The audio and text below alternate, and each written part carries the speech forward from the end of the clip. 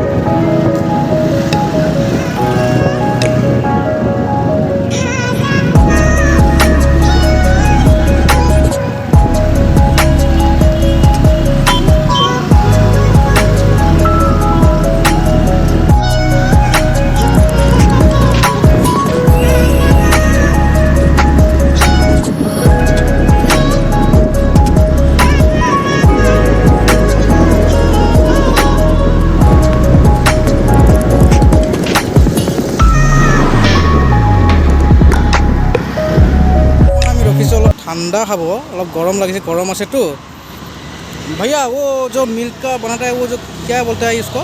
Milk shake ना, एक तो दीजिए जो जाते आमी जुनतो सब केनेको হয় এটো বস্তুটো খাই পেলে চাও কেনেকুৱা লাগাতকে বেছি টেস্টি হয়।